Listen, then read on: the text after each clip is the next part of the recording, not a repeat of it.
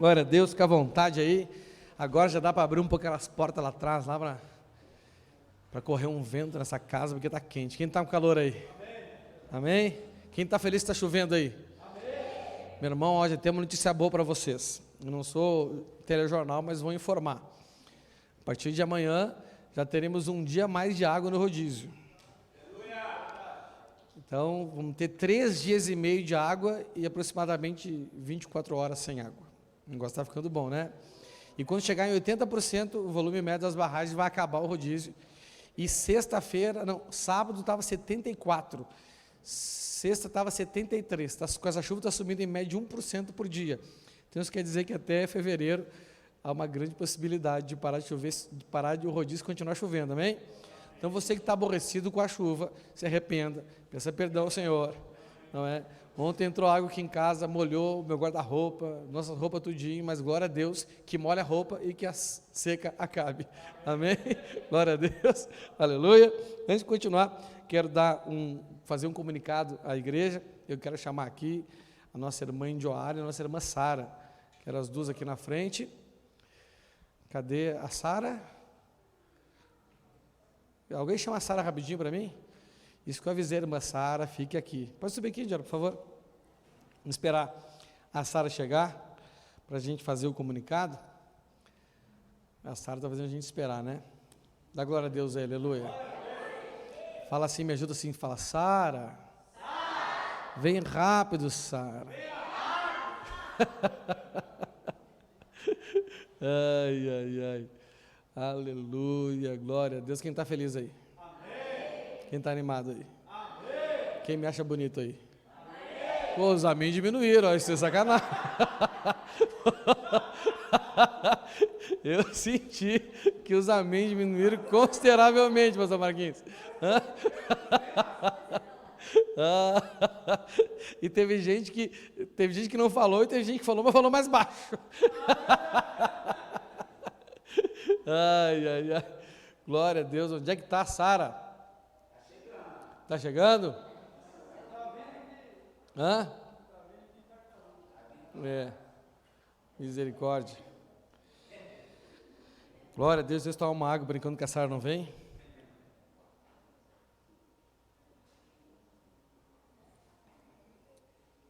Oi? Oi? Ixi. Vamos lá então, vem cá, minha irmã Joara. Eu queria fazer esse anúncio com a Sara aqui, pedir para ela, mas eu acho que ela ficou com vergonha. Irmãos, a Indioara está voltando para a igreja, já voltou na verdade, né? Entendeu? Glória a Deus pela vida dela. Nós já perdemos muitas ovelhas aqui nessa igreja, né?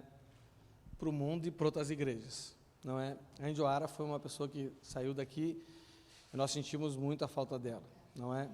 Ela sempre foi uma bênção aqui na igreja, ela, a família dela, né? E ela tem um chamado para o Ministério Infantil. Quando ela saiu daqui, a gente tinha um projeto, né, irmã? Sim, de ela ser a pastora dos kids. Amém? E ela saiu, foi para outra congregação. E por muito tempo nós oramos para ela voltar. Aí chegou um tempo que eu parei de orar para ela voltar. Que eu comecei a entender que talvez era a vontade de Deus que ela não estivesse mais aqui, né? Só que quando eu parei de orar, Deus mandou ela voltar. Olha aí, não é? Então a Indioara voltou, ela veio conversar conosco, eu fiquei muito feliz, não é? Ela tem chamado para trabalhar com crianças, e uma das formas de nós identificarmos o chamado de alguém é quando os dons e os talentos que a pessoa tem, dons é algo sobrenatural e o talento é algo natural, elas convergem, não é? E a Indioara, ela tem esse chamado, ela tem um chamado para trabalhar com as crianças. Se nós sabemos que qualquer igreja que pretende ser uma igreja forte, é uma igreja que cuida bem das suas crianças, porque a principal idade da gente, não é a nossa infância, tanto que não são poucos de nós aqui que tivemos que vencer tremendas dificuldades geradas na nossa infância, para podermos ter um verdadeiro relacionamento com Deus, não é verdade? Coisas, às vezes, do ventre da mãe da gente, não é? E então a Indioara está voltando, e ela, a partir de hoje, oficialmente, assume novamente o Ministério Kids, amém? E eu quero agradecer muito a Sara por todo esse tempo que ela ficou à frente do ministério, né? Eu queria que ela estivesse aqui para isso, mas ela ficou com vergonha, eu acho, não é? E que ela sempre se doou, sempre se esforçou, não é? Mas agora Deus devolveu para a gente a Indioara e a gente está feliz. Amém? Eu quero que vocês orem para a gente, levante para a gente orar por ela, para a Indioara, que é a presença da missionária aqui, entendeu? Para a gente orar por ela, para que Deus use ela, né, num projeto que Ele já começou com ela aqui e agora vai ter continuidade. Amém? E depois também vamos orar para agradecer pela vida da Sara. Senhor meu Deus, Pai, nós te agradecemos pela vinda da Indioara, Pai, uma irmã querida, uma trabalhadora aguerrida, que o Senhor devolve para nós em um tempo muito oportuno, Pai. Nós sabemos que nada acontece por acaso, Pai, e não é por acaso que ela está voltando e voltando para nós neste tempo, Pai. Senhor meu Deus, como pastor dela, eu abençoo ela para esse trabalho, para essa missão, para essa comissão que o Senhor deu a ela, Pai, de cuidar das crianças, Pai. Senhor meu Deus, que todo aquele projeto que um dia, há muito tempo atrás, o Senhor colocou no meu coração e no coração dela, Pai, que o Senhor comece a partir de agora a nos encaminhar para que isso se cumpra, Senhor, e para que nós possamos ser cada vez uma igreja melhor que agrada ao Senhor, Pai.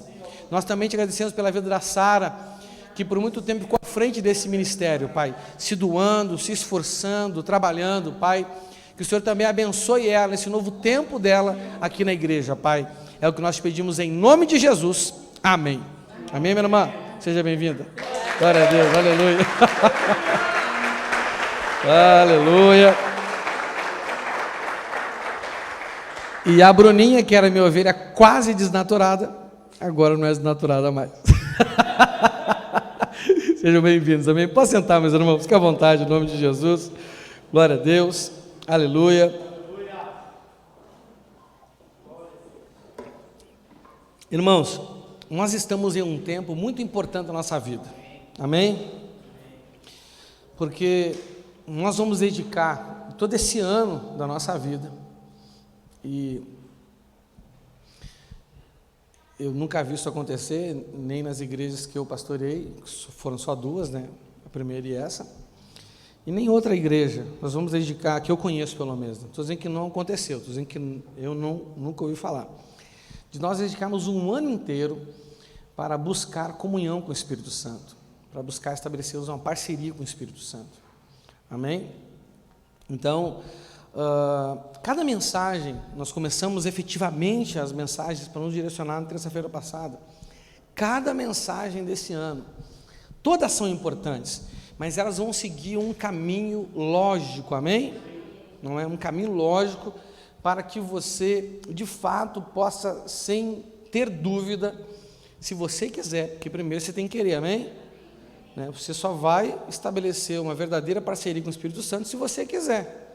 Entendeu? A Bíblia diz: se nós quisermos, nós obedeceremos, não é? E se quisermos e obedecermos, nós comeremos o melhor da terra, amém? Glória a Deus. Então, se você quiser, você vai ser instruído, né, quase que passo a passo, para estabelecer um verdadeiro relacionamento com o Espírito Santo, uma parceria com Ele, não é? Eu quero começar desde o início. Então é importante que você não perca nada do que nós vamos oferecer para você esse ano, amém? Eu sei que muitos de vocês têm o costume de virem só no domingo, mas eu quero te desafiar a também estar aqui na terça, não é? Então, se você estiver no domingo, na terça, participar da célula, e principalmente para os jovens, claro que isso é aberto para todo mundo, mas principalmente para os jovens, está também na sexta-feira, né? Você vai ter 4 momentos semanais que vão te ajudar a você fazer o que é preciso você fazer para ter uma verdadeira comunhão com o Espírito Santo. Aquela comunhão que nós vemos na Bíblia, não é, de Deus direcionando as pessoas, aquilo é possível, é para nós hoje também, não é verdade? Só que poucos desfrutam dessa vida com o Espírito Santo. Não é? Eu quero, não porque eu quero, é porque Deus quer, né? Nós oramos. Quem me ajudou a orar para buscar uma direção para esse ano? Então Deus respondeu a sua oração, não é? A minha oração, a nossa oração, para nos conduzir nesse caminho. Então o ano de 2022 vai ser inteiro dedicado para isso. Amém? Eu tenho certeza que o Senhor vai nos conduzir a momentos gloriosos com Ele, mas não só esse ano, para que a partir desse ano, se assim você quiser, o seu nível de vida com o Senhor mude completamente, entre em um nível muito mais alto. Por isso é importante você não perder nenhuma mensagem, nenhuma direção. É importante também que você escute novamente as mensagens que estarão sendo disponibilizadas. Elas são disponibilizadas no nosso canal no YouTube, na ICB Curitiba, é um canal do YouTube. Nós também estamos mandando toda semana para os líderes mandar o link no grupo da célula, para que você possa assistir novamente a mensagem. Assista pelo menos mais uma vez as mensagens que estão sendo pregadas, pelo menos mais uma. Aquela que você entender que é mais importante para a sua vida, escute no mínimo mais 3 vezes, não é? Para que você possa ser conduzido pelo Senhor. E além disso, você tem a ajuda do seu líder de célula, você tem também, eu estou disponível para os irmãos para atender vocês para aconselhamento, para direcionamento. Não é? Nós não temos pressa, mas nós também não podemos andar devagar, não é verdade? A velocidade para começar, a nossa jornada com Deus é uma corrida, amém? O apóstolo Paulo fala que a jornada do crente é uma corrida, não é uma caminhada. Mas não é uma corrida de 100 metros rasos, que a gente corre muito rápido e daqui a pouco cansa. É uma corrida de maratona, não é aquela corrida que o apóstolo Paulo fala, da corrida do cristão, não é? E o termo usado é o termo usado para a maratona dos gregos, né? Não é meia maratona, é uma maratona. Então é uma corrida, assim, numa velocidade, né, rápido demais para quem está caminhando, mas também não é aquela corrida louca, mas que a gente consegue avançar numa boa velocidade, não é? O apóstolo Paulo diz que quem participa de uma competição, para ganhar o prêmio, tem que cumprir as regras da competição, sim ou não? Está escrito isso. E se você caminhar numa maratona, você é desclassificado, não é verdade? E se você correr demais numa maratona, você também não vai conseguir terminar, então não vai receber o prêmio. Não importa o lugar que você chegue, o que importa é que você tem que ter uma velocidade mínima, para que até você morrer, você consiga cruzar a linha de chegada. Porque tem gente que eu penso que acha que vai durar 300 anos na Terra. Que está caminhando tão devagar, filho, que para você chegar onde você tem que chegar, não é? Quando a gente vai fazer um percurso, por exemplo, não é? Quando eu vou fazer um percurso de bicicleta, eu calculo o tempo que eu vou levar para chegar lá, dentro de uma velocidade média que eu consigo manter. Você está entendendo? De carro é mais fácil, a gente pode pisar no acelerador e manter 100 por hora, não é verdade? Mas eu, dependendo assim do lugar que eu vou, dependendo da altimetria, eu sei, você vai subir uns 600 metros, eu consigo manter uma média de 20 km por hora, você vai subir mais de 1 metro, isso já cai para 15 km por hora, então eu já calculo o tempo que eu vou chegar lá. Tem gente que acha que tem 300 anos para viver, é o crente múmia, não é? Não é. Então você tem que ter uma velocidade mínima para que você consiga completar tudo que o Senhor quer que você complete antes de morrer, não é verdade? Não é? Uma das frases mais mentirosas que se coloca em lápida de crente é aquele: combati o bom combate, completei a carreira e guardei a fé. Não é? Quantos crentes morrem com promessas não realizadas na sua vida? Muitos. Não é? Não combateu o bom combate. Andou na carreira, sim, mas não completou. Não é? Então, é muito importante que nós temos 1 ano para que você consiga estabelecer um relacionamento de qualidade com o Espírito Santo. E passa rápido, então se apresse. Nós já estamos na metade do 1º mês, daqui a pouco já é o 2º, 3º, 4º, já está no meio do ano e daqui a pouco já acabou o ano de novo, não é verdade? 2021 não passou rápido demais? Pois é, 2022 vai passar mais rápido ainda, acredita em mim. Amém? Então é muito importante você tem que ser muito disciplinado esse ano. Se você não decidir ser uma pessoa disciplinada, você não vai conseguir viver o que o Senhor quer que você viva esse ano, amém? Isso é muito importante, amém? Hoje eu quero começar a falar, nós falamos a semana passada, duas coisas importantes, não é? Duas coisas importantes nós aprendemos semana passada. Primeiro, que Deus não dá o Espírito dele por medida, não é verdade? Não é? Nós temos uma mania, gospel, de fazermos reuniões para buscar mais do Espírito Santo, não é verdade? Isso aí, biblicamente, é uma heresia. Aprendemos que ou nós temos o Espírito Santo, ou nós não temos ele. O Senhor é claro que ele não dá do seu Espírito por medida. O que quer dizer? Ele não vai te dando aos poucos, não é? Ele não olha assim para a gente e fala, hoje ele está mais santo, então eu vou dar mais um pouquinho. Hoje ele buscou mais, então vou dar mais um pouquinho, e a gente vai enchendo, até transbordar. Não é assim que funciona. Biblicamente, essas buscas que nós fazemos, não são buscas bíblicas, porque ou nós temos o Espírito Santo, ou nós não temos o Espírito Santo. Aí você pode perguntar para mim assim, mas pastor, por que tem mais pessoas? Por que tem pessoas que se movem mais no Espírito, que fluem mais no Espírito? Por que tem pessoas que o Espírito age mais através da vida delas? Não é porque elas estão cheias para transbordar, não. É porque elas se entregam ao Espírito Santo, amém?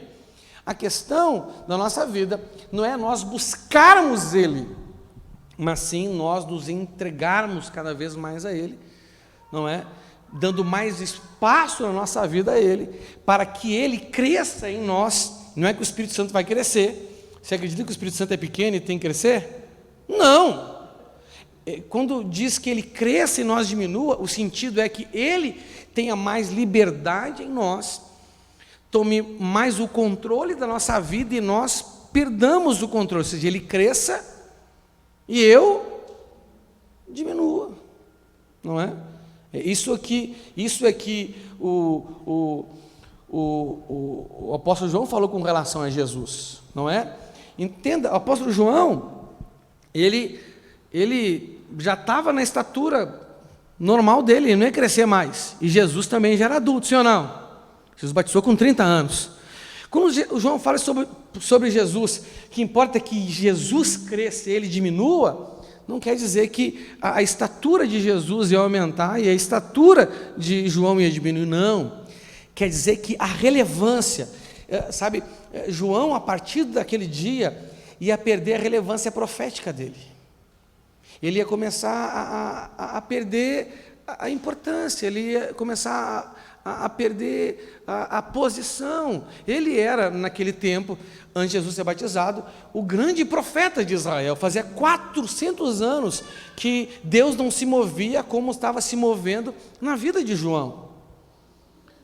Mas quando Jesus foi batizado, João, em Israel, começou a perder a importância, começou a perder a relevância, e Jesus em Israel começou a se tornar mais importante que João, e se tornou muito mais relevante do que ele, e é nas nossas vidas até hoje, não é verdade? Dentro da gente é assim que funciona. Quando nós recebemos o Espírito Santo, recebemos ele de uma forma completa na nossa vida, agora os nossos sonhos, os nossos objetivos, eles precisam então perder a relevância para nós mesmos, e o Espírito Santo em nós, não é? Tem que se tornar cada vez mais importante e cada vez mais relevante, e ele então vai crescendo em autoridade em nós, ele vai crescendo em controle em nós, a vontade dele não é mais relevante à nossa vida do que a nossa própria vontade, não é? O apóstolo Paulo diz que já não sou mais eu quem vive, mas é Cristo, óbvio, através do Espírito Santo, é que vivia nele. Você está entendendo? E esse é o nosso grande objetivo, amém? E aprendemos também que não é nós buscarmos mais dele, é nós nos entregarmos mais a ele, né? E na profecia que nós vemos lá do rio de Deus, que o homem andava 500 metros e dava água nos tornozelos, andava mais 500 metros e dava água nos joelhos, andou mais 500 metros e dava água nos lombos, e andou mais 500 metros, então ele já tinha que atravessar a nado. Mas o objetivo desse rio não é a gente atravessar o rio, é a gente fluir na direção da correnteza, não é verdade? Sim ou não? Ali fala das profundidades do rio. Então são 4 estágios da nossa vida, onde nós temos que fazer um esforço natural, porque até aquele momento, até a água, né, até não dar mais pé, o homem, ele andava naturalmente dentro de um ambiente que não era natural a ele. E nós podemos considerar isso sobrenatural, amém? Até onde nós chegamos em um momento onde de fato nós nos lançamos, porque não dá mais pé, não tem mais como andar de forma natural em um ambiente que não é o nosso ambiente natural. A água não é o nosso ambiente natural. Ninguém aqui tem nadadeira, ninguém aqui tem guelra, ninguém aqui tem barbatana, nem escama. Não é verdade? Sim ou não? Então, por um tempo, na nossa vida com Deus na igreja, nós estamos num ambiente sobrenatural, mas nós andamos de uma forma natural ainda. Até que chega um momento onde nós começamos a nos mover no sobrenatural, é andar no Espírito Santo, não é? Mas isso é uma caminhada nossa, é uma busca nossa, é uma entrega nossa, um esforço nosso, é uma rendição nossa, amém? Então Deus não dá o Espírito por medida, e para termos uma verdadeira vida com Ele, temos que andar nesse caminho, de nos aprofundar, de sermos cada vez mais emergidos no Espírito Santo. A água representa o Espírito Santo, amém? É um dos símbolos, né? A pomba, o óleo, o fogo, a água, são símbolos que nós damos para falar sobre a pessoa do Espírito Santo. E hoje, então, eu quero começar a falar sobre, de fato, o que a gente precisa fazer para ter o Espírito Santo na minha vida, na nossa vida. Eu não posso, não é, quer dizer, eu posso sim, você também pode. Nós podemos avaliar se uma pessoa tem a presença do Espírito Santo nela ou não tem a presença do Espírito Santo nela. Porque entenda uma coisa, a presença do Espírito Santo na nossa vida gera em nós, entre muitas coisas, capacidade sobrenatural. Sim ou não? É ou não é verdade? Não é? Então, nós temos que entender isso. O problema é que hoje as pessoas dizem que tem o Espírito Santo, mas nós não vemos nenhuma capacidade sobrenatural nela. É ou não é verdade? E a primeira capacidade sobrenatural que nós temos que observar na pessoa que tem o Espírito Santo é a condição dela suportar as coisas que humanamente são insuportáveis. O apóstolo Paulo fala assim, ó, eu posso tudo na força daquele que me fortalece. Nós geralmente interpretamos essa palavra como eu posso fazer tudo. Não. Mesmo tendo o Espírito Santo em nós, nós não podemos fazer tudo. Não é? Nem toda pessoa que eu orei para ser curada foi curada. Então, eu não posso fazer tudo.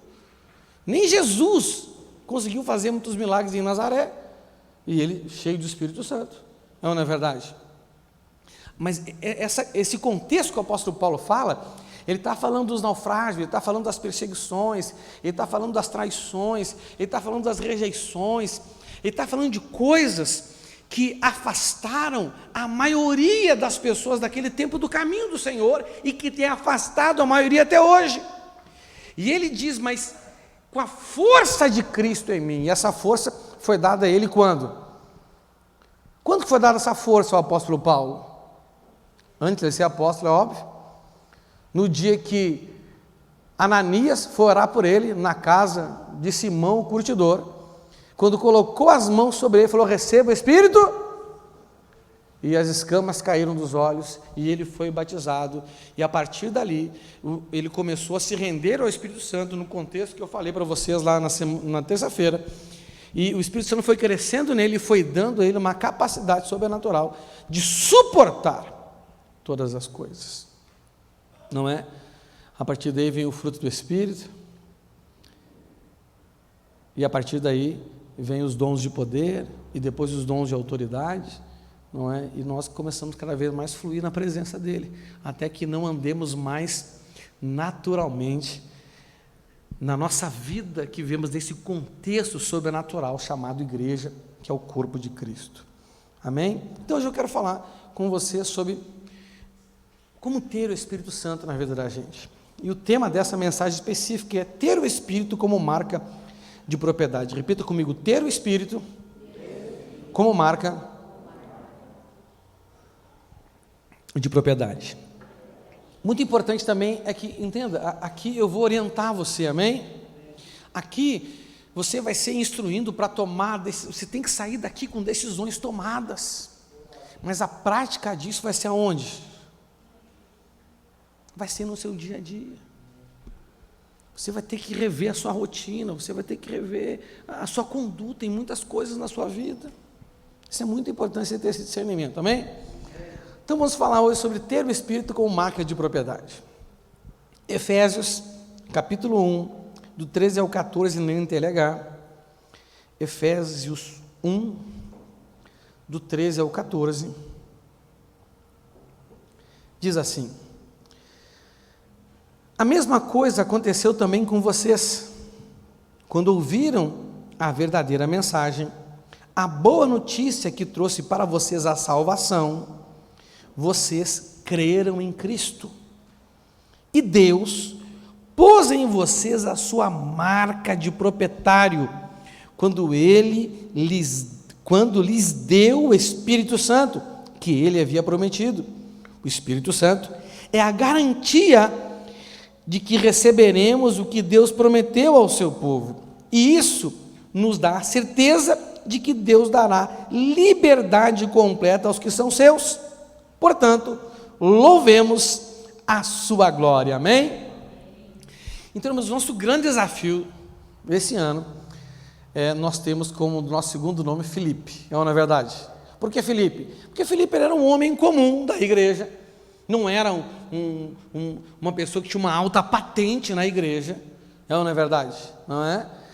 Mas ele era um homem sensível ao Espírito Santo, ele era um homem dirigido pelo Espírito Santo. Nós vemos no decorrer da história dele, da caminhada dele, né, o Senhor enviando ele para Samaria, ele foi, de Samaria por aquele caminho lá que ele encontrou o núcleo, ele foi, depois ele foi arrebatado, apareceu lá em outra cidade e foi andando, guiado pelo Espírito Santo até chegar em Cesareia de Filipe, e daí Filipe, né, ali foi só o início da vida dele com Deus, mas ali nos mostra 3 fases da sensibilidade dele ao Espírito e também da manifestação do Espírito através da vida dele, ou não é verdade? Não é? E nós queremos pelo menos galgar esses níveis esse ano, como aconteceu com Filipe, dentro de um período aproximadamente também de um ano e pouco aí. Então, se ele pôde, nós também podemos, é ou não é verdade? Não é? Então, nosso grande objetivo esse ano é desenvolvermos essa sensibilidade para nós ouvirmos o Espírito Santo. Muitas pessoas elas não conseguem ouvir o Espírito Santo, porque ele não fala, é porque não tem sensibilidade, não é? É mais ou menos que nem os irmãos aqui que tocam os instrumentos aqui, entendeu? Eles conseguem ouvir as notas, eles conseguem ouvir os instrumentos separados. Quando eles escutam uma música, um músico não escuta a música que nem a gente, ele consegue ouvir o acorde da guitarra, do baixo, da bateria, do teclado, ele consegue ver quantos instrumentos estão sendo tocados, não é verdade? A gente consegue ter essa sensibilidade, gente comum que nem eu e você assim? Não, para nós é uma coisa só, sim ou não? A gente não consegue separar os sons, não é? Tem gente que dentro de si não consegue separar a voz dele da voz de Deus e da voz do diabo, porque tem sempre 3 vozes, não é verdade? Sim ou não? 3 vozes querendo falar conosco, a nossa mesmo, com a nossa consciência, os demônios com a nossa consciência, mas o Espírito Santo também, não é? E muitas vezes isso gera confusão. Nós temos então que desenvolver essa sensibilidade para ouvirmos a voz do Espírito Santo, e também a coragem para seguir as suas ordens. As ordens do Espírito não são ordens fáceis de obedecer. Temos que passar por cima do medo, da vergonha, né, daquela situação, o que os outros vão pensar de mim. Imagine você está andando na rua e o Espírito Santo fala com você: ei, fala para aquela pessoa ali tal coisa, e você, meu Deus, como é que eu vou chegar, como é que eu vou falar? Não que você não sabe como fazer, a sua questão não é instrução, a sua questão é medo, a sua questão é vergonha, a sua questão é o que a pessoa vai pensar. E a outra questão, que é uma questão muito terrível: será mesmo que é o Senhor? Como é que a gente vai ficar sabendo se era ou não era o Senhor? Indo lá e testando, filho. Você está entendendo, né? É errando que se aprende, não é aprendendo que se erra, é errando que se aprende. Nós temos que estar dispostos a passar por essas situações. Por isso precisamos de sensibilidade e também de coragem. Amém? E hoje então vamos começar a falar sobre como podemos chegar nesse nível. Mas a primeira coisa que nós precisamos fazer na nossa vida é ter a certeza que o Espírito Santo está em nós. Não é verdade? Sim ou não? Porque é comum gente que achar que não tem, ele tem. E também não é muito incomum gente que achar que tem, não tem. Porque acha que tem pouco. Mas tem como ter pouco? E tem gente que acha que tem muito. E tem como ter muito? Porque o Senhor não dá o Espírito sob em medida. Ele não dá por partes. Ou ele dá, ou ele não dá. É ou não é verdade? E por que ele dá? Ele dá àqueles que realmente se colocam na condição de recebê-lo. Porque Deus quer dar para todos, sim ou não? Deus quer dar para todos. Deus, através do profeta Joel, diz que ele derramaria o seu Espírito sobre toda a carne. E toda a carne, está falando só dos crentes? Não, está falando sobre todo ser humano. Mas nem todo recebe o que ele dá, porque nem todos estão na condição de receber, né? É mais ou menos aquele hino, desemborca o vaso, está com o vaso emborcado, com a boca para baixo, o que é derramado sobre ele não entra nele, a gente tem que virar a boca para cima, não é?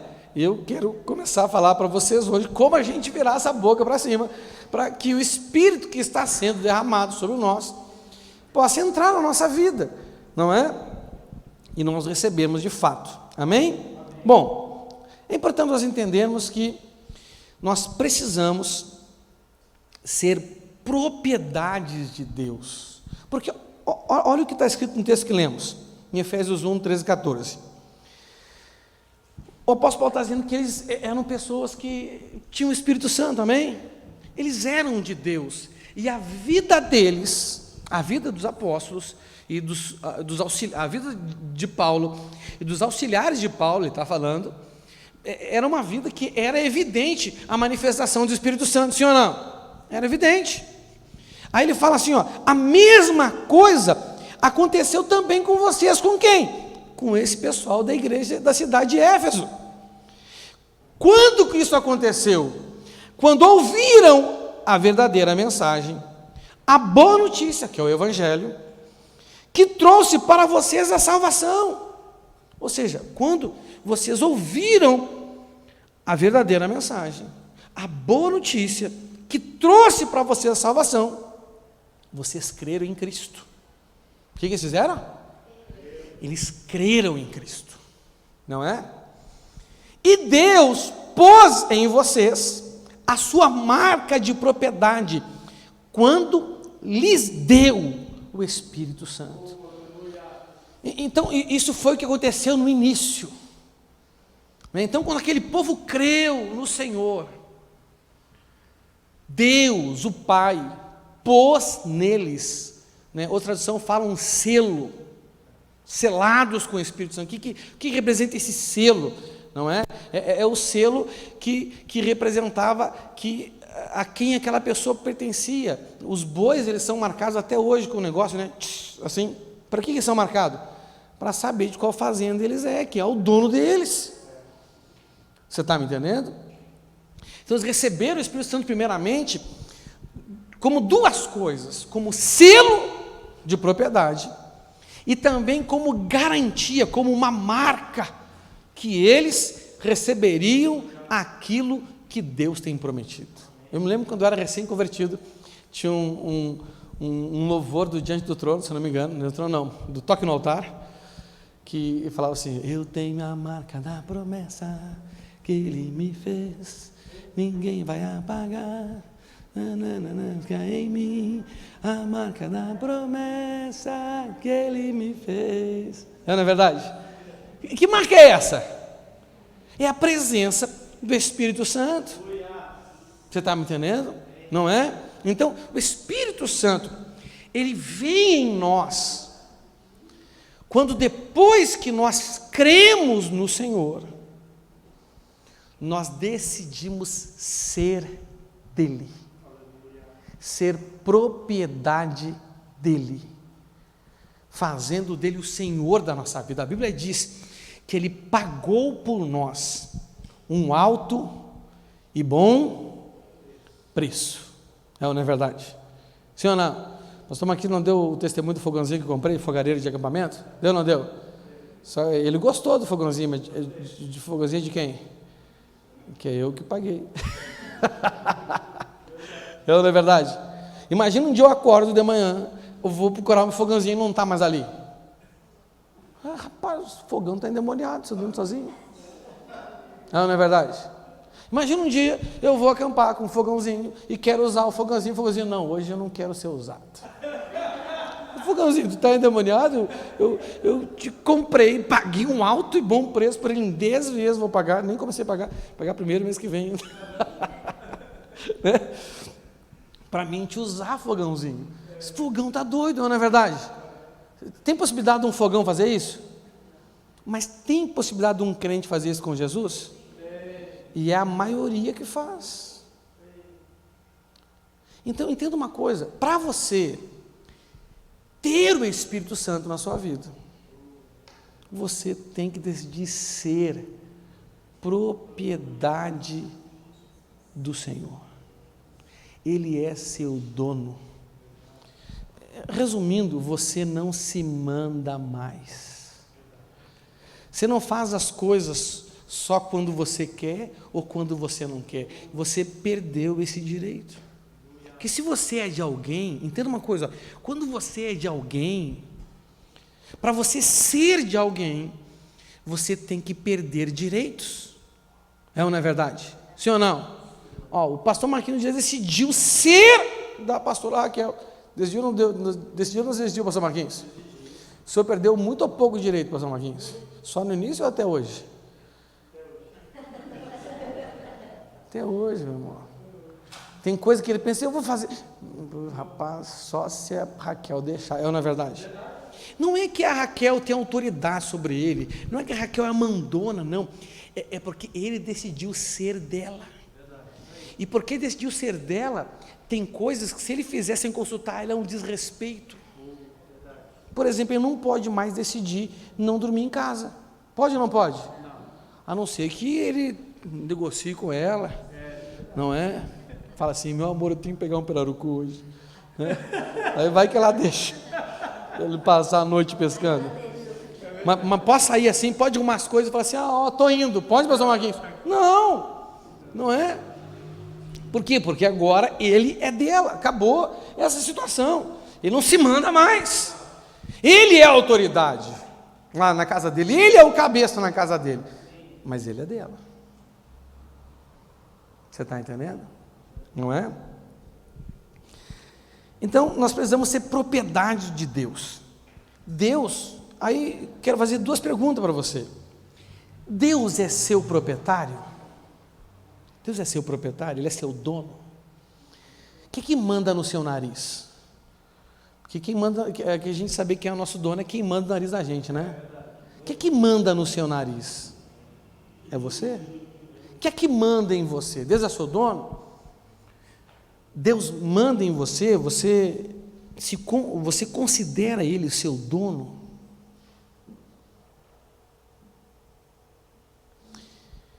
eu vou dar a minha opinião, amém? É só minha opinião, não se ofenda. Isso aqui não é certeza absoluta, é só minha opinião. A Bíblia diz que o pastor conhece suas ovelhas. Quem é minha ovelha aí? Levanta a mão.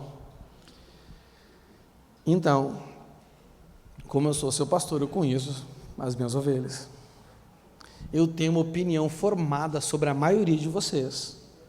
A maioria de vocês não vive como Jesus sendo o dono de vocês. Não vive. Vocês obedecem mais o patrão de vocês do que Jesus.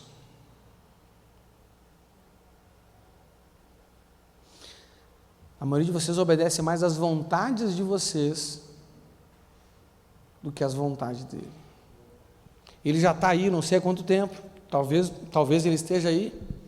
O apóstolo Paulo falou assim: se é que vocês têm o Espírito Santo, e uma das cartas que ele escreveu também eu vou dizer, se é que vocês têm o Espírito Santo, e ele já está aí.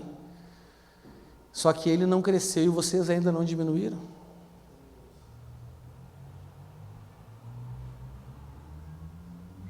Não é?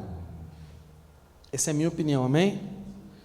Não se ofenda com a minha opinião, é só a minha opinião. Ou é você que é o dono da sua própria vida? Quem é o seu dono? Quem é que manda em você? Lá em João 1,12, diz um texto muito importante, e a partir daqui nós vamos discorrer algumas coisas para que você entenda o caminho que você tem que trilhar para isso. João 1,12, na NTLH, fala assim, porém alguns creram nele e o receberam, e a estes ele deu o direito de se tornarem filhos de Deus. Então aqui tem três partes da nossa vida aqui com o Senhor nesse texto. Primeiro, crer no Senhor, também fala assim, crer nele. Segundo, recebê-lo. Terceiro, se tornar filho de Deus. Fala assim, crer, receber e se tornar filho. Esse é o processo aqui, amém? Vou ler de novo. Porém, alguns creram nele e o receberam. Isso quer dizer que tem gente que não creu em Jesus, sim ou não? Tem gente que não creu nele. Lá naquele tempo tem pessoas que não creram no Senhor. E naquele tempo também tem pessoas que creram, mas não receberam. Mas também naquele tempo tem um número menor de pessoas ainda, que além de crer nele, o receberam. E a estes, ele deu um direito, ou deu um poder, de se tornarem, ou como diz na outra tradução, de serem feitos filhos de Deus. Você está me entendendo? Então, primeira coisa aqui, como que nós devemos crer em Jesus? Como? Porque a gente pode crer em Jesus de qualquer maneira? Não. Existe biblicamente um princípio da fé. Existe biblicamente o princípio do crer. Nós não podemos crer nele de qualquer jeito. Irmãos, e eu vou dizer uma coisa para você, tem gente que crê em Jesus de muitas formas, não é verdade? Tem gente que crê em Jesus, a fé dele, a base principal da fé dessa pessoa é que Jesus é abençoador. Então, tudo que ela faz na sua vida espiritual é visando as bênçãos de Deus, sim ou não? Tem pessoas que creem que ele é libertador, e ele abençoa e liberta mesmo. Então, tudo que a pessoa faz na vida dela é querendo libertação. Não é verdade? Sim ou não? Então, tem muitas formas de crer no Senhor. É importante que você abra a sua mente para o Espírito Santo, para que você consiga discernir qual é a principal coluna da sua fé em Cristo. Que todos nós temos uma principal coluna da nossa fé em Cristo. E essa principal coluna da nossa fé em Cristo é o que determina como nós cremos. E como nós cremos nele, determina como vai ser o nosso relacionamento com ele. Uma vez eu recebi uma pessoa na igreja, Uma pessoa que já era crente há muito tempo, de uma outra igreja. Eu era pastor lá em Porto Alegre. Ela chegou para mim assim: pastor, eu quero dar uma oferta de tal valor na igreja. Era um valor alto que ela queria dar uma oferta na igreja. Eu falei: amém, irmã, glória a Deus. Eu não vou dizer que não vou receber oferta, não é verdade? Né? Amém. Mas eu quero fazer uma prova com Deus. Eu falei assim: ixi, rapaz, aí já começou o negócio, né? Eu só vou dar, olha só, a Bíblia diz: se a gente der, a gente pode pôr a prova, não é verdade? Mas não pôr a prova para depois dar.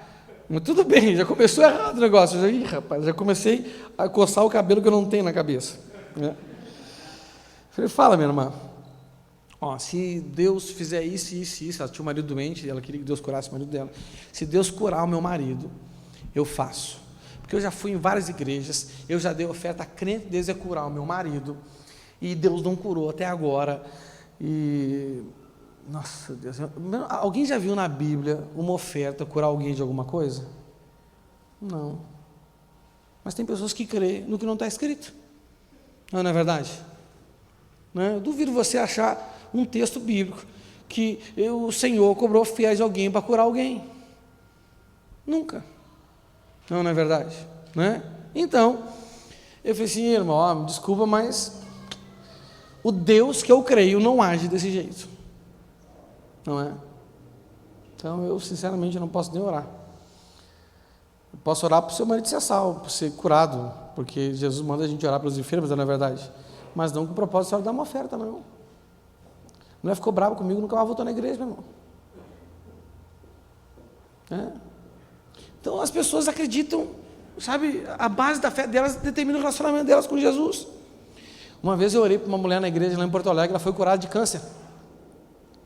Ela voltou lá para me agradecer por eu ter orado por ela, Deus ter usado para curar de câncer. Ela falou assim: agora eu vou lá na minha igreja e vou fazer uma novena para não sei quem lá, para agradecer. Eu falei: não. Se eu pudesse, eu pegava a cura de volta. Não dá, né? Ele que fez. Você está entendendo? Não é? Então, sabe, tem muitas pessoas que o grande problema na vida delas é um jeito errado de crer no Senhor. Elas creem no Senhor, mas entenda, não basta crer, tem que crer do jeito certo. Amém? Vamos lá então, para a gente entender isso. Lá em Romanos 10, do 9 ao 10, o apóstolo Paulo nos ensina essas coisas tudo. O bom é que está tudo escrito, não é verdade? Romanos 10, do 9 ao 10 diz assim, ó, eu vou ler na NTLH, diz assim, ó: se você disser com a sua boca, Jesus é Senhor, e no seu coração crer que Deus ressuscitou Jesus, você será salvo. Aí ele fala assim, ó: porque nós cremos com o coração e somos aceitos, e falamos com a boca e assim somos salvos. Então olha o princípio. Quando eu creio com o meu coração, com a minha alma, com o meu ser interior, pela fé, nele do jeito certo, eu sou aceito por Deus, você é aceito por Deus. E quando, em função desta crença, eu confesso Jesus como meu Senhor, eu sou salvo. Deixa eu explicar isso aqui melhor para você. O que significa crer? Primeiro tem que crer no coração, né? O que significa crer que Deus ressuscitou Jesus? O que significa isso? Primeiro, significa crer que Jesus é o Messias prometido por milhares de anos, o Filho de Deus, o Cordeiro de Deus que tira o pecado do mundo, o próprio Deus encarnado, Emanuel. Porque somente Ele poderia ressuscitar dos mortos, mais ninguém. Você está entendendo? E ninguém precisou orar por Ele para Ele ressuscitar. Não. Na Bíblia tem outros que ressuscitaram antes de Jesus, tem ou não tem? Me dá um nome de quem ressuscitou antes de Jesus aí. Ó, Lázaro, quem que foi? Jesus mesmo. Mas ele teve que ir lá orar por Lázaro, sai para fora, não é verdade? Ninguém orou por ele. Muito pelo contrário, as pessoas foram lá para colocar mais flor, eu acho, no túmulo dele. E deram de cara com um anjo lá dizendo, não, já não está mais aqui. Você está me entendendo? Ele ressuscitou dos mortos. Então, crer que Jesus é o Messias. Crer que Jesus é o ungido do Senhor. Crer que Jesus é aquele que viria para restaurar o nosso relacionamento com o Senhor. Crer que Ele é o próprio Deus. O próprio Deus. Não é? Agora, gente, quando eu creio que Jesus é Deus, que Ele é a grande provisão de Deus na minha vida, eu vou buscar mais Ele ou mais o que Ele faz? Mais Ele. E as pessoas buscam mais Ele ou mais o que Ele faz? Então a nossa busca, a nossa crença determina a nossa busca, o que mais nós queremos. Olha aqui para mim. Por que hoje tem essa trocação de igreja meio descrente? Aí eles trocam de igreja, a pessoa fala assim, não, pastor, eu vou para lá porque Jesus está lá também. E Jesus está lá também? Tá. Mas você está aqui também, por que eu vou para lá? É porque aqui está faltando alguma coisa que ele acha que ele quer e não tem. Então ele se move não pela presença de Deus. Ele toma decisão não pela presença de Deus, ele toma decisão por outras coisas. Você está entendendo? Por coisas, não por Deus. Porque, irmão, se nós temos Jesus, já tem que haver satisfação na gente. Se nós temos o Espírito Santo dentro da gente, já tem que ter paz, já tem que ter alegria, já tem que ter satisfação na gente. Você está me entendendo? O problema é que as pessoas valorizam muito mais o que Deus faz do que Ele em si. Me diz uma coisa, e uma pessoa que valoriza mais coisa, mais milagre, do que presença de Deus, está apta a bater o Espírito Santo? Deus, ele dá para os outros o que as pessoas não buscam, não querem e não valorizam? Ele dá pérola aos porcos? Ele derrama vinho novo e odre velho? Não. Então, a base da sua crença tem que ser essa. Se você crê que Jesus ressuscitou dos mortos, meu filho, você entende que Jesus é a coisa mais importante da sua vida. A Bíblia diz que o reino do céu é como um homem que procurava pérolas. Aí um dia ele encontrou uma pérola de grande valor. Ele foi e vendeu tudo que ele tinha para poder conquistar aquela. Quem é essa pérola? Quem é essa pérola na parábola? Jesus. A outra questão aqui da nossa crença, que quando ele ressuscitou dos mortos, então além de nós crermos que Ele é o Filho de Deus, o Messias, o ungido do Senhor, o enviado Emanuel, que nos salvou da condenação, não é? Nós cremos então que nós seremos ressuscitados no último dia. Cremos ou não cremos? Então a nossa esperança maior, conduzida por essa fé, está onde? Nessa vida ou na eternidade? E os crentes se preparam mais para ter sucesso nessa vida ou para a eternidade? O que foi? A Bíblia diz, se a nossa grande esperança é as coisas deste mundo, nós somos as pessoas mais infelizes da terra. Por isso tem muito crente infeliz aí. Está escrito isso, não estou inventando nada. Você está entendendo? Um casamento feliz, uma casa boa, todas essas coisas são boas, irmão. Eu quero ter, oro para ter, busco para ter. Você está me entendendo? Mas, meu irmão, a coisa mais importante é a salvação. A pessoa colocou o capacete da salvação. A pessoa que coloca o capacete da salvação não quer dizer que ela está salva simplesmente, é porque a mente dela está ligada à eternidade. A grande esperança dela se torna por vir. O grande anseio da vida dela é a eternidade.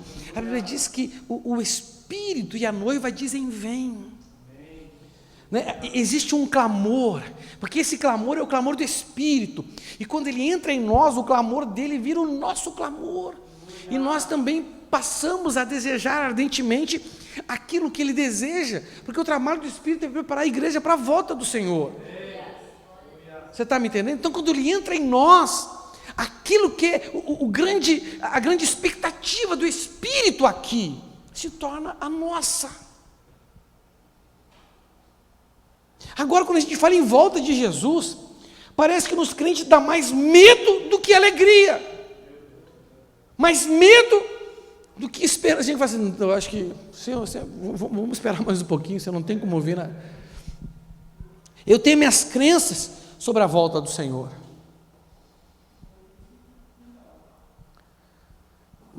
mas eu queria acreditar que ele voltaria antes. Eu não acredito que ele volte nessa geração, por exemplo. Tem gente que acredita que ele volta nessa geração. Pastor, quem que está certo? Ninguém, a gente pode acreditar do jeito que a gente quiser.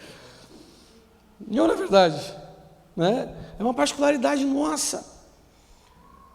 Deus nos dá esse direito de crer que tem dia diferente, que não tem dia diferente, de crer que dá para comer alguma coisa, não dá para comer outra coisa.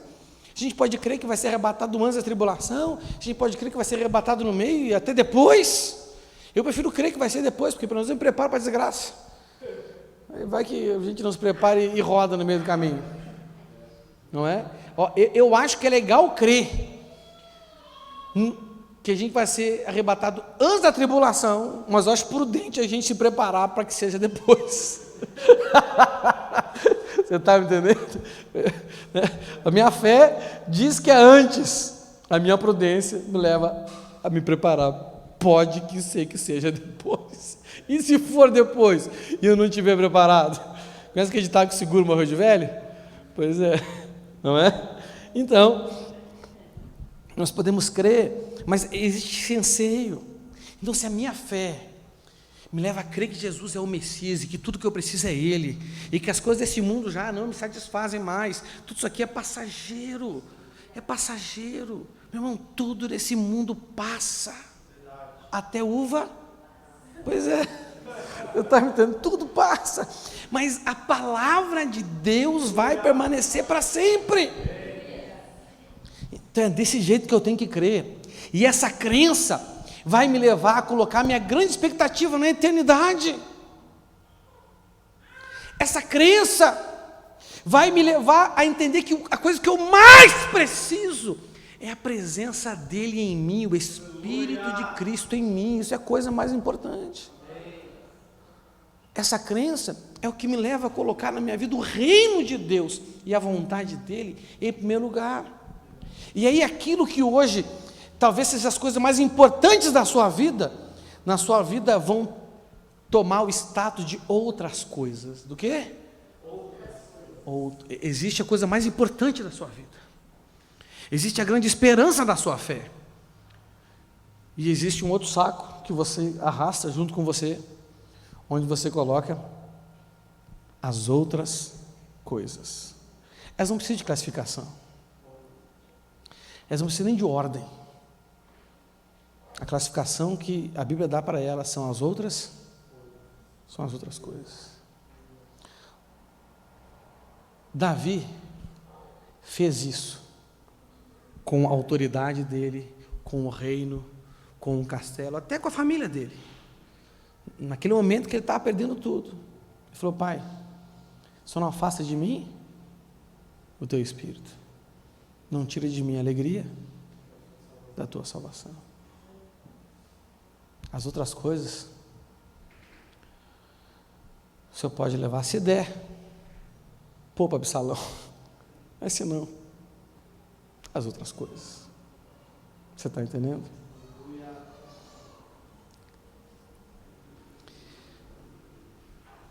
Então, primeiro tem a fé. Como eu creio? Amém? Porém alguns creram nele e o receberam. Agora vamos para receber. Olha o que o apóstolo Paulo fala sobre receber. Olha só. Porque nós cremos com o coração e somos aceitos por Deus. Falamos com a boca e assim somos salvos. Falamos o quê? O que a gente tem que falar com a boca?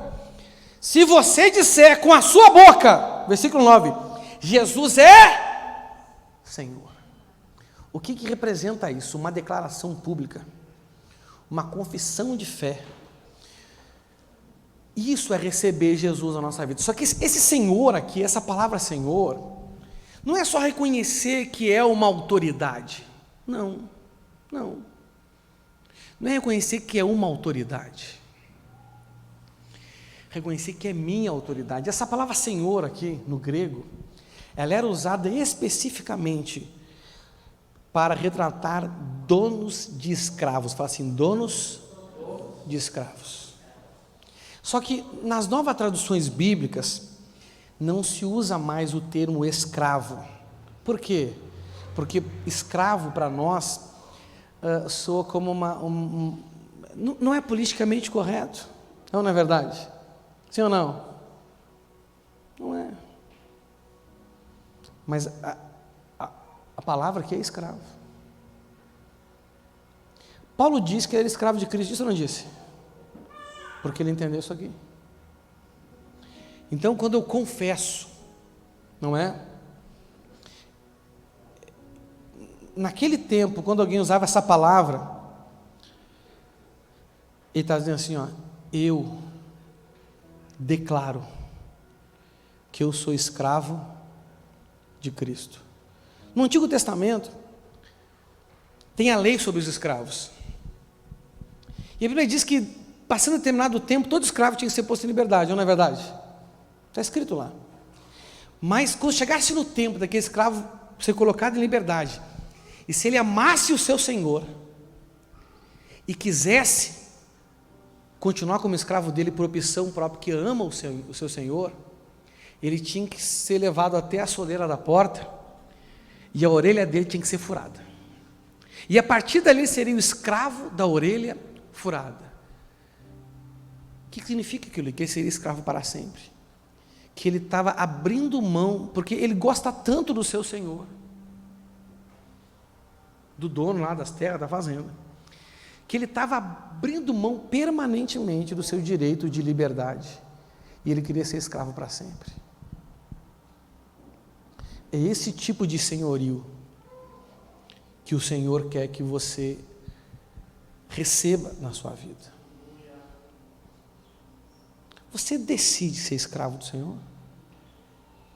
Você aceita ser escravo dele, nesse nível? Porque não é só reconhecer que ele é o Senhor. Vamos dar um exemplo aqui. Quem que sabe que eu sou pastor?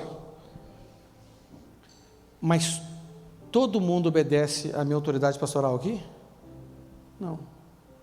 Então tem pessoas aqui que reconhecem que eu sou um pastor, como tem pessoas que reconhecem como Jesus é Senhor. Mas também tem alguns aqui que, além de reconhecer, me recebem como pastor. Então o que eu digo para eles não é lei, mas é quase lei. Se não contrário à Bíblia, eles vão obedecer.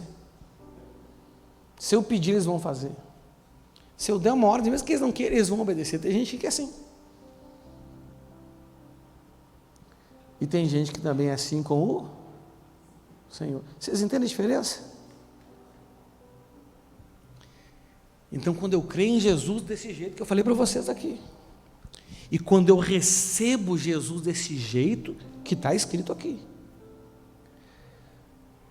o que acontece? Deus olha do céu para nós e ele fala assim: esse é meu. Fala o quê? Esse é meu. Eu vou marcar ele. Eu vou colocar um selo nele. E eu garanto que tudo que eu prometi ele vai viver. E aí cai fogo sobre a sua vida. O Espírito Santo vai morar dentro de você. E a partir daí, desse dia, de uma vez por todas, sem medida, não por medida, ele te dá do Espírito dele. Agora eu quero te fazer uma pergunta. Você tem o Espírito Santo? Ele vem como selo de propriedade, como marca. E onde você andar nessa vida, principalmente no mundo espiritual, eles vão ver essa marca. Esse é do Senhor. Você não vai ter nem ideia. Você não tem ideia do direito que você tem. Mas os servos do Senhor, aqui agora estou falando dos anjos de Deus, eles vão te conduzir a isso. Eu vi um filme uma vez, não lembrar o nome agora.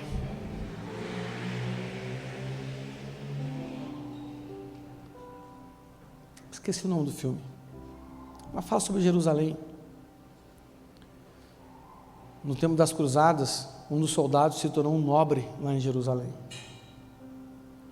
E ele tinha um filho bastardo, lá na Europa. E ele voltou a buscar esse filho. Quando ele encontrou o filho não ficou revoltado, ficou chateado. Porque ele culpava muito o pai pela vida sofrida que ele tinha, porque o pai engravidou a mãe dele e sumiu no mundão. Aí tem todo um enredo aí, ele acaba indo atrás do pai dele, alguns soldados queriam matar ele, o pai dele era um nobre, então tinha um exército com ele, o pai dele vai lá, defende o filho, mata os soldados que estavam atrás do filho dele.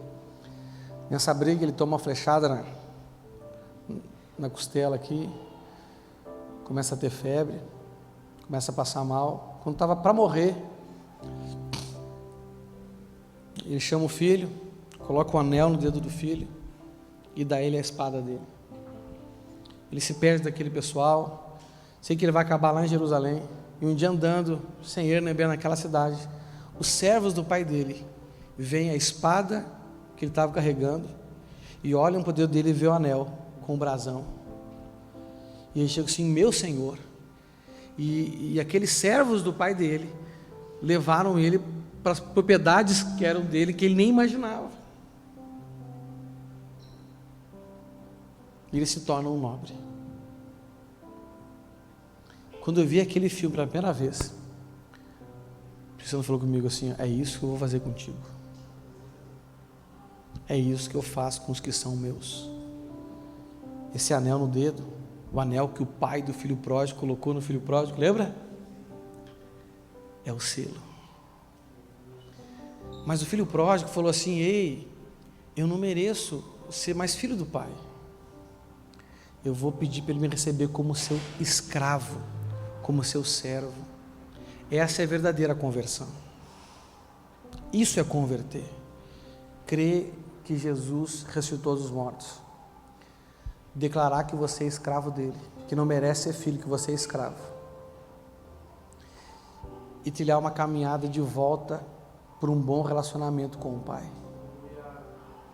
Quando você decide isso, ele coloca o anel no seu dedo, ou seja, ele te dá a marca de propriedade dele, o Espírito Santo. E a partir daí, você pode dizer: eu tenho o Espírito Santo. Mas se você tem dificuldade em se sujeitar às autoridades que você vê, será que você consegue sujeitar um Deus que você não vê? Esse é o princípio bíblico. E existe um padrão de sujeição. Jesus, ele mostra isso para a gente, quando ele tem um encontro com um homem que surpreendeu Jesus pela fé que tinha.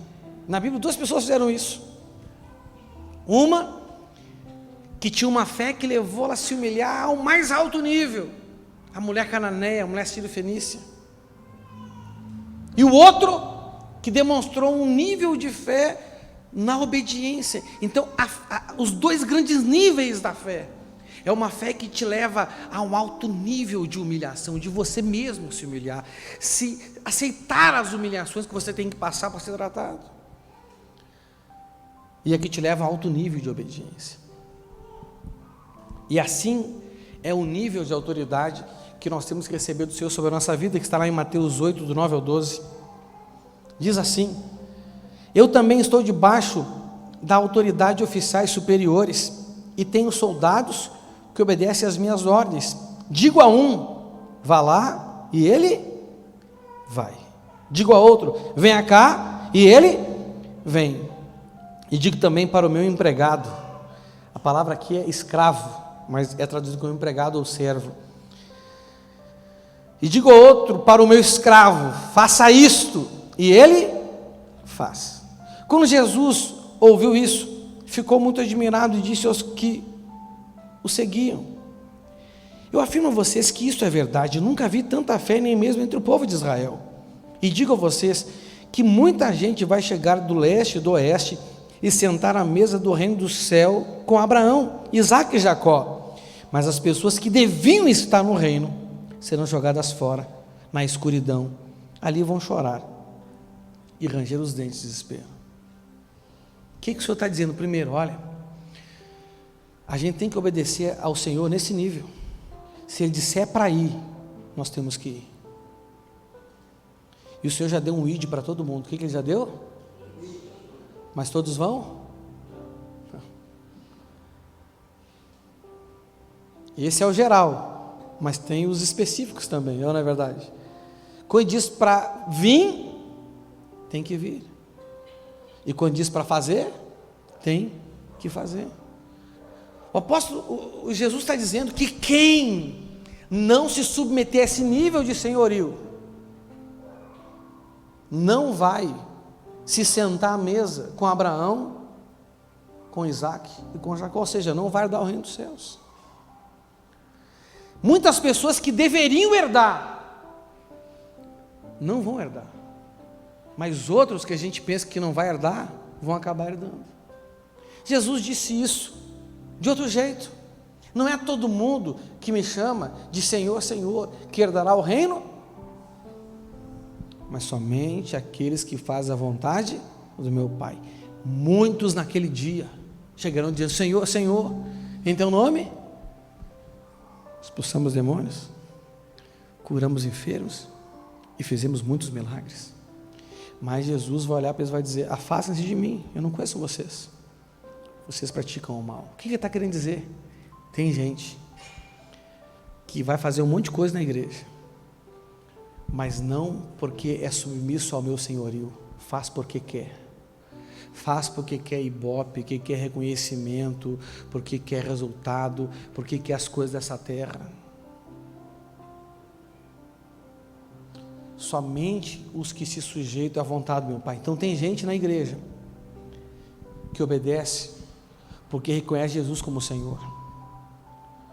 Tem gente na igreja que obedece porque tem algum outro interesse, seja ele qual for. Esses não herdarão o reino dos céus, porque esses não têm a marca de propriedade, não tem a marca da promessa, não tem o DNA espiritual do Pai dentro deles, não são dirigidos pelo Espírito Santo. A Bíblia diz: somente aqueles que são dirigidos pelo Espírito Santo são filhos de Deus. Isso está lá em Romanos 8. Primeira coisa que nós precisamos reavaliar a nossa vida. Você crê em Jesus nesse jeito? Você já confessou Ele como seu Senhor? Tem gente que fala assim: eu recebo Jesus como meu Salvador. Não, a Bíblia não diz para a gente receber Ele como Salvador. Ele diz: se eu recebo Ele como Senhor, Ele me salva. Se eu recebo Ele como Senhor, Ele me salva. Mas a Bíblia não diz para a gente receber Ele como Salvador. Então até a sua oração de entrega para Jesus tem que mudar. Se no coração crer que Ele ressuscitou dos mortos, e se com a boca você confessar que você é escravo dEle, que Ele é seu Senhor, você será salvo. Você recebe o Espírito Santo na sua vida. Você nasce de novo. A marca da promessa, a marca de propriedade. Amém? Fique de pé no seu lugar. Vamos ao Senhor nessa noite. Feche os seus olhos. Cuide da sua cabeça. Oh Espírito Santo, Somente o Senhor pode nos ajudar a avaliarmos nós mesmos, Senhor, mostrando para nós a fé que temos e a declaração que temos com relação ao Senhor. Não só uma declaração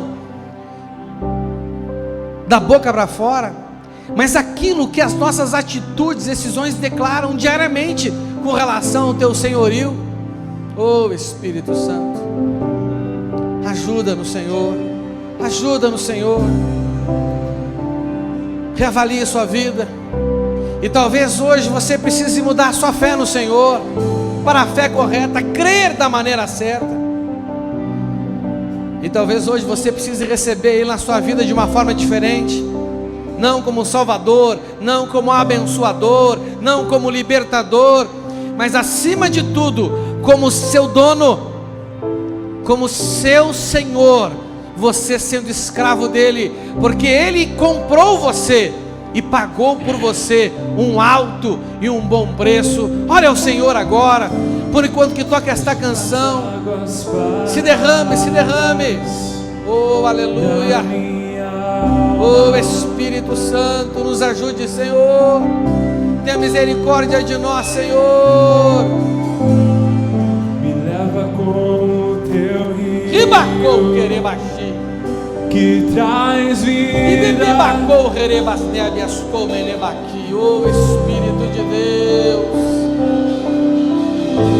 não tenho as palavras certas a dizer para provocar-te a querer-me mais do que já me queres.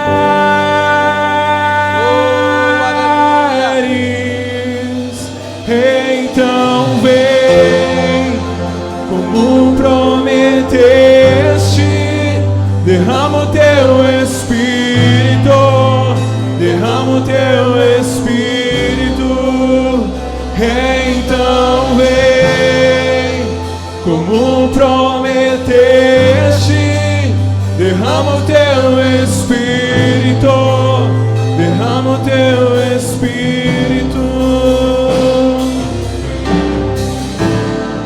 se renda a Ele, escuridão, aceite Ele como seu Senhor, como seu dono, decida viver como escravo dEle. Oh! Me abraça com teus braços, com tua paz, Senhor. Aleluia. Me alcança quando me escondo. Oh, Espírito de Deus, Me alcança, ajuda no Senhor, ajuda no Senhor. Senhor, vem encher minha alma de amor.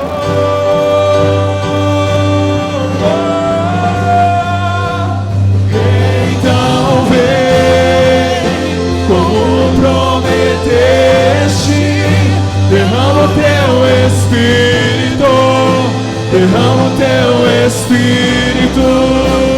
Então vem como prometestes, derrama o teu Espírito, derrama o teu Espírito. Então vem como prometeste, derrama o teu Espírito, derrama o teu Espírito.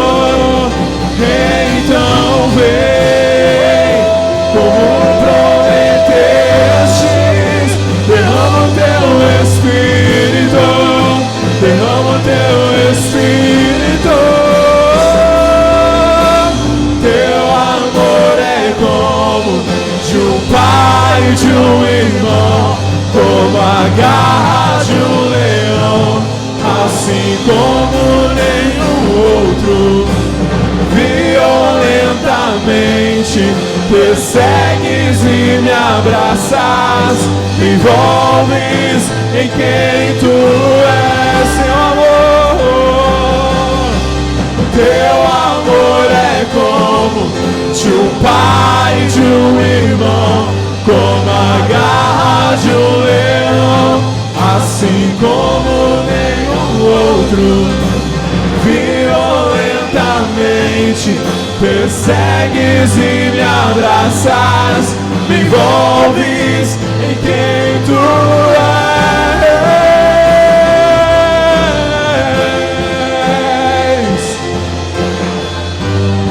Teu amor nos envolve.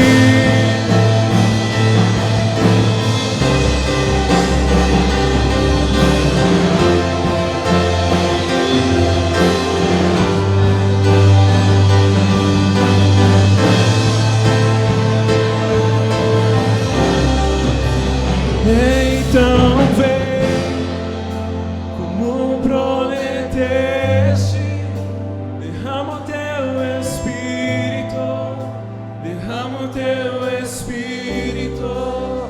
Então vem, como prometeste, derrama o teu Espírito.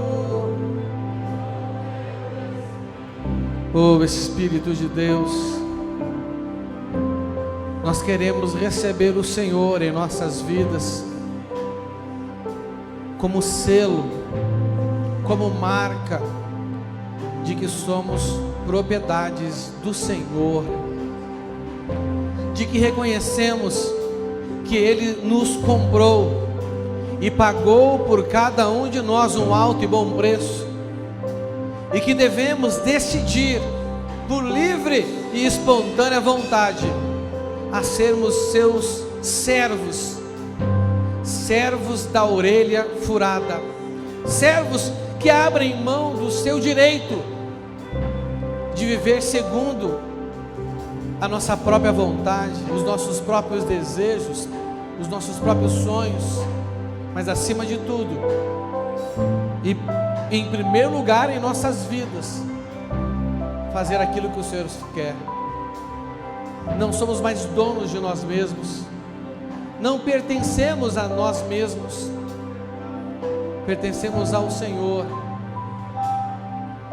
que é o Senhor de toda a terra e de tudo aquilo que nela há, o Senhor dos céus e da terra, o soberano, e nós somos teus. Queremos também receber o Senhor Espírito como selo e marca e garantia que viveremos as promessas do Senhor, que andaremos na Nova Jerusalém nas ruas de ouro,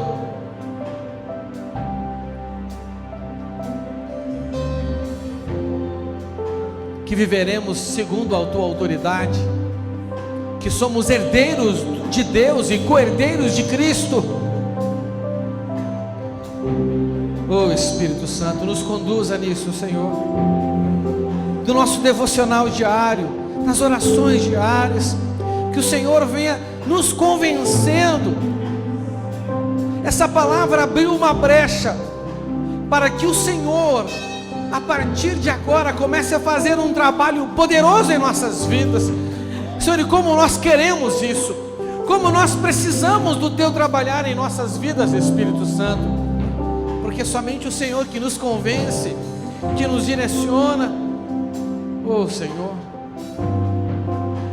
nós queremos ser selados pelo Senhor,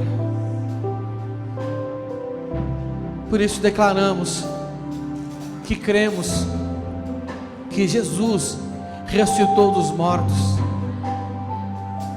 e confessamos publicamente que nós somos os escravos do Senhor Jesus Cristo, que nós pertencemos a Ele, e que o objetivo da nossa vida agora é fazer a vontade dEle, não mais a nossa.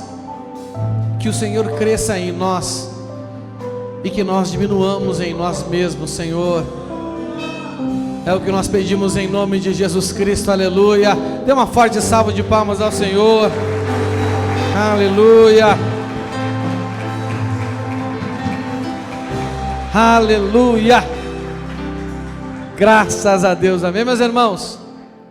Olha aqui, lembra lá, alguns creram e o receberam, os receberam, e foi dado a eles um direito, um poder, amém?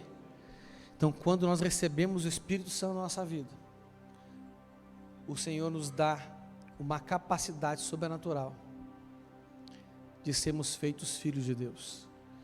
Semana que vem eu vou falar sobre isso, sobre essa capacidade, que é a presença do próprio Deus em nós, para vivermos como filhos. Amém? Até a semana que vem. Deus te abençoe em nome de Jesus. Até terça.